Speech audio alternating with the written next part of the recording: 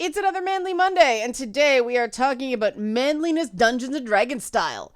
And this came out of me thinking, while I was actually resting this weekend, my brain just stopped. It wasn't doing anything. So I'm like, okay, take the hint. But I was thinking about the idea of strength and how culture puts this focus on men being strong above anything else. And I started applying it to Dungeons and Dragons because of the It's Not Therapy show last week.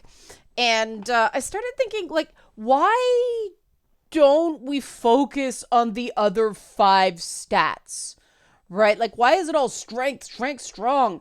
That actually is short-sighted, and in the modern world, possibly the least important D&D stat to get ahead and do well in this life. The fighter class, not exactly well equipped for our modern world. So if you like this content, help support this channel, become a monthly patron, patreon.com/LeannaK. Hear me out. When we talk about strength,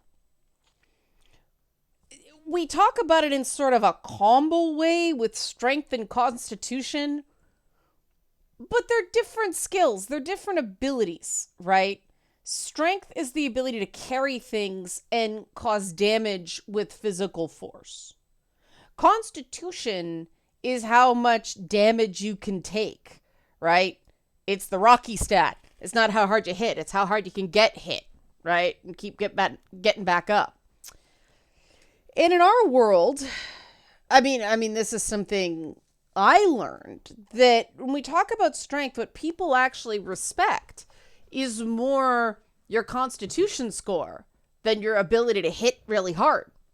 Because a lot of people have been bullied. They don't like bullies. And yeah, in the short term, they may like seeing somebody get dunked on. But I think most people would, prefer somebody who has resilience. And I do think long-term resilience is a more useful skill in the things we have to do these days. Tolerance for bullshit and so on and so forth. But let's look at the other strengths, the other stats, right? We've got dexterity, intelligence, wisdom, and charisma. And I've been wanting to talk about charisma for a while, but let's do dexterity first. Nimbleness, right? And yes, I mean, you could make dirty jokes about this, but the idea of being able to navigate complex circumstances this is the hardest one to sort of apply to real life, because intelligence sort of factors this in. But if you factor intelligence as sort of raw knowledge, how smart you are, how learned you are, you can think of dexterity as being quick on your feet, right? Being good under pressure, being able to make quick decisions well. And oh man, is that a useful skill. Plans rarely survive first contact with the enemy and so on and so forth. And somebody who can just sort of sidestep and be cool under pressure is somebody that is well regarded in the modern age. Intelligence goes without saying, right? The whole Silicon Valley thing. But this is where one of my big things in life is the split between wisdom and intelligence. And the further along in life I get, the more XP I earn, the more I rely on wisdom as opposed to intelligence, because intelligence without wisdom can get you into a lot of trouble. Wisdom is the cleric stat for a reason. It's the healing skill. It's the ability to bring people together, to know, the right thing, not just necessarily the smart or the clever thing, right? And I've out of all the Dungeons and Dragons stats, I've talked about this before, out of all the Dungeons and Dragons stats, wisdom is probably the one that gets the most short shrift. And it's the one the world could use way more of now. I've been watching some stuff on social media of late and going, I'll talk about that more tomorrow. But I decided not to touch that this weekend because I discovered the clear the list for teachers, school supplies for teachers. You can order for teachers online. I actually didn't intend to spend this much, but I actually ended up spending $125 on just like books and ink cartridges and things like that for various teachers. I spread it over 3 different teachers, 2 in the US, 1 in Canada, because I was like, you know what? I could buy a couple more games, or I can buy a book for a kid in a Title I school, right? And when you put it that way, wisdom dictates, okay, it wasn't one book. It was if you spent $25, you got free shipping. So it's like you get a book and you get a book and you get a book and you get that's how it racked up so quickly. Yeah, wisdom dictated that the better use of money was getting books into classrooms. And I don't know, these teachers, over like 200 of them followed me this weekend. I'm like, I have to watch my swears. And they're like, oh no, we swear too. But that's the thing, I could be really clever about it and figure out a way to, leverage it and all that stuff. But what wisdom teaches you is you don't always have to be 3 steps ahead, that playing the long game and doing the right thing is sometimes the best long-term strategy, because if you are held in regard by people and you do the hard things when it matters, when it doesn't get you anything, people are more likely to give you benefit of the doubt later. Now, not everybody, because some people are just opportunists and all they care is about somebody confirming their bias. But that's not who I'm interested in, right? I'm interested in people who actually care about getting it right. Right? I'm like the cleric for the wizards out there. And that's, the interesting thing about clerics in D&D is, okay, there's sort of these passive healers, and, depending on how you build your character, they may have, some bludgeoning weapon stuff, but they get up to those high levels and whoo, especially in 3.5 ed, those high level cleric skills, man, they were fun. Summoning golems and elementals and all that stuff. But like wisdom itself, it takes a while to get there. It takes a really long time. You can, be intelligent at a young age, but wisdom only comes with life experience. You can't rush it. And this brings us to the final stat, charisma. And another video I wanted to do, and I combined it into this one because I thought it was just facile on its own. But the benefits of being charming, right?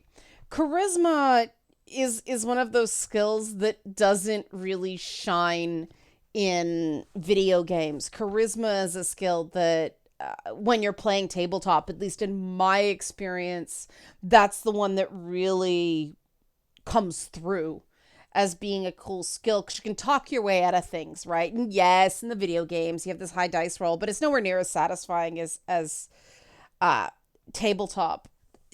The art of charisma is learning how to make mistakes in a way that's cute.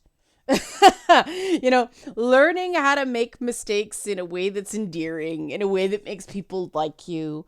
That is charisma. And, charisma and wisdom are sort of tied together that way. But I know some utterly charming guys, most of them are older. I don't know if it's one of those things that just comes with experience. A lot of them are war veterans. They're older guys. I mean, God, they're in their 80s now, but they can say something that 99% of the planet would say, and people would think they're a jerk, but the way they do it with like a grin and a twinkle in their eye, they make it work. And that's a skill. And part of it is they've seen some shit. They've been through some shit. They're chill. They're good now. They're okay with enough. And it just shows through. They don't have to be the smartest. They don't have to be the strongest. They don't have to be the toughest. They don't have to be the most nimble. And there's a charm to that. It's this combination of humility, but then knowing what they're good at and being cheeky. I mean, one of the guys, rest his soul, who had this in spades was Stanley. My God, that guy. He could run the gamut. And the fact that charm came out on the page in the comics he wrote, right? And that's very tough to get a charm in text. But if you read the old Spider-Man comics or Fantastic Four or things like that, they weren't terribly smart. They were charming. And they didn't have to be smart. They didn't have to be groundbreaking. They didn't have to be hard-hitting because they were so damn charming. And I mean, that was Stan. He somehow knew what to say. He was both a great read of people and a terrible read of people, which is the difference between, charisma and wisdom, because charisma is sort of getting people to like you, whereas wisdom is knowing who you should invest your time in, right? And I think Stan just really liked people, so he, wasn't... He was really good at reading people right off the bat, but in terms of long-term judge of character, who knows? But man, that guy was such a charmer. And this is the thing that's important when you're going through life, especially as a man. I would love to say, in a perfect world, all of this stuff would apply, equally to men and women.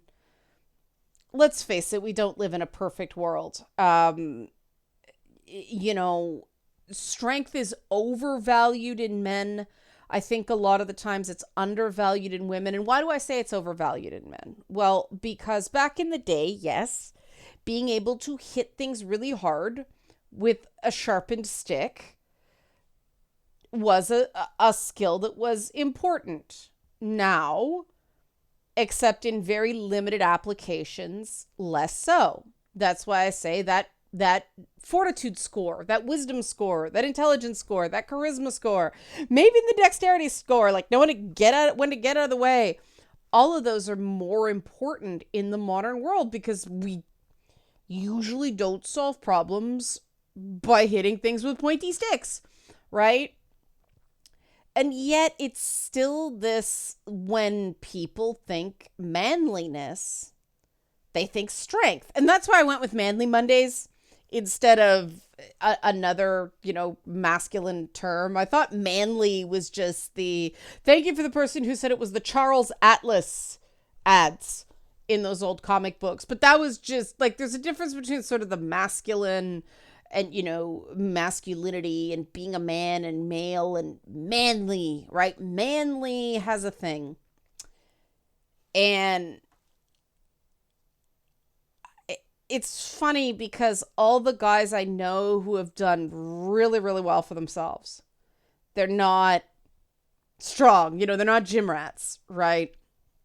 They're smart and they're charming and they're quick with decisions, and over the years they become more wise. And I mean, it's important to remember when you go through life that there are the 5 other stats. People are so fixated on masculine strength that they forget the others. And not everybody, I mean, there's only ever one strongest guy in the room. And that's why I'm doing this video, because I think a lot of guys feel bad about themselves because they're not that ideal. And I've talked a lot about, the narrowing of masculine ideals and why that's a problem. I think Dungeons and Dragons gives us the opportunity to broaden it again. Because, hey, we got 5 other ideals that can be, your core stat. If strength's your dump stat, you can build a perfectly good functioning character. Most wizards strength is their dump stat, or charisma is their dump stat. I guess because people are like, oh no, I need some strength, and so they neglect charisma as a wizard, and that's why there are so many asshole wizards. As I talk about it, like this is real. It is sort of real to me. This is how I sort of sum up people when I try to think about how I'm going to approach somebody. I'm like, okay, what character class are they? What alignment are they? Because you don't you don't communicate effectively with people unless you're speaking their language, right? Unless you're providing some value to their life. And that's what makes YouTube videos very, very challenging, right? Because even if you go, okay, there are sort of 6 core stats. How do I make a video for 6 different types of people? Right? How do I do 6 different appeals? Especially since some of them are very subjective. And then there's the fact that, some people have different dump stats. For people who don't know what a dump stat is, it's like your weak stat. But, I have read comment sections some week, and it's like, this went right over people's heads, and they're angry at me now because I targeted how much people understood about this going in. And some people right now might be feeling like I'm calling them stupid right now. I'm not. Sometimes it is a real surprise to me how little known, how not public knowledge some things are. And it becomes a real challenge knowing how much information to provide. Because, if I provided all the information I thought was relevant, these videos would be 2 hours long. And, I'd love to do a long form series on this sort of stuff someday, but probably in another lifetime because, oh my God, I have so much on my plate. But just try this as a little thought experiment. Because, most people, gamers, nerds, geeks, right? Most people watching these videos are not going to be the Charles Atlas workout program. So figure out which D&D stat is your strength. And don't immediately go for intelligence. I think intelligence is the second most overvalued stat in D&D. Because, I'm smart, right? The thing about smart, the thing that's sort of a deceptive draw with intelligence is it's fairly controllable, it's tangible in a way that wisdom and charisma aren't. Because whether someone's wise, whether someone's charming, they appear at first to have a higher degree of subjectivity. But where intelligence goes wrong is the application of raw data. If you don't have a certain amount of wisdom to know how to apply the smarts, you can get into a lot of trouble. So, if that is your core stat, awesome. Try to figure out something to complement it, right? Consider putting a few points in wisdom or charisma to complement that intelligence to get the most out of it. Because, there's another one with YouTube tutorials and online learning and wikis and Google. the calling up of knowledge, the raw memorization of facts is less important than it once was, right? It's how you apply it. And yes, there is a degree of intelligence in that. But knowing what to do and knowing how to do it has to be tempered with knowing when to apply that knowledge. And we're going to talk about that later in the week, because I have been challenged in the last little bit, but I'll leave it there. Interested to see what you think about this and what your comments are, and expand on the theory. How can Dungeons and Dragons help people build a character sheet so that they feel confident in being a man? It shouldn't just be based on strength, because there are 5 other stats. Help support this channel. Become a monthly patron, patreon.com/LeannaK, or buy a one-time Leanna Care session for someone who can use it but can't afford it. Coffee.com/LeannaK. Thanks for watching Manly Mondays.